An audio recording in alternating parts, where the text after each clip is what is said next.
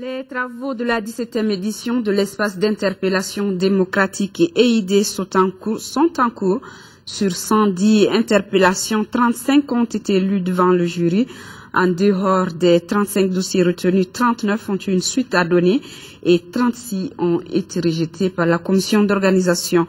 Le président du jury d'honneur de l'EID 2012 est le professeur Serigne Diop. Il est ancien ministre sénégalais et professeur d'université et spécialiste des droits de l'homme. Le reportage de Mahamadou Doumbia. Sur 110 interpellations, 35 ont été retenues pour cette 17e session de l'espace d'interpellation démocratique. Désormais confiée au médiateur de la République, l'organisation des espaces d'interpellation démocratique, diversement appréciée, mérite donc plus de rigueur, plus de probité, plus d'engagement.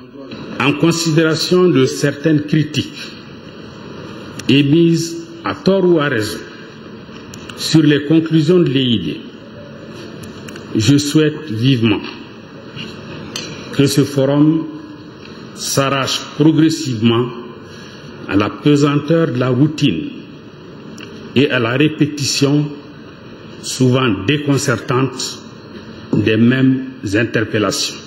Au centre des interpellations, le plus souvent, c'est l'administration qui est en cause.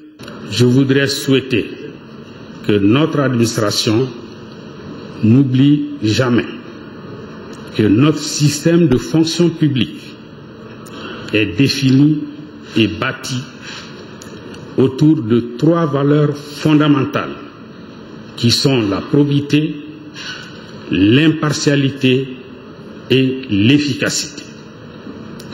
L'inobservation de l'une de ces valeurs peut engendrer des injustices préjudiciables à la paix sociale. Et pourtant, en matière de démocratie, le Mali, depuis Kourkanfoua, n'était-il pas déjà un havre de paix et de démocratie? Un rappel historique fait par le président du jury d'honneur et qui a tout son sens.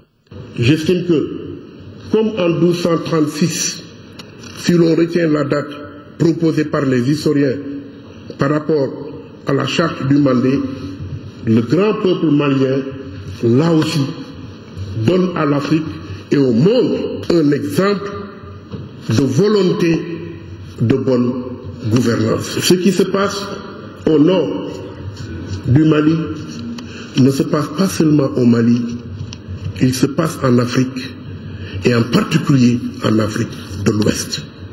C'est pourquoi cela nous interpelle au plus haut point.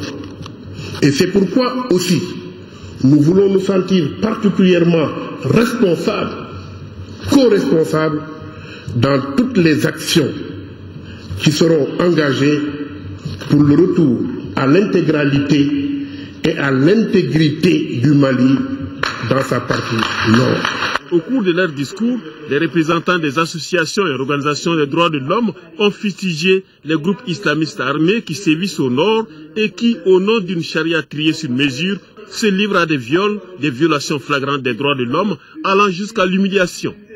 Autre rappel fait par les juristes, les crimes perpétrés contre des journalistes, les pléthores dans les prisons, le non-respect du délai de garde à vue, l'impunité, les enlèvements, on en oublie.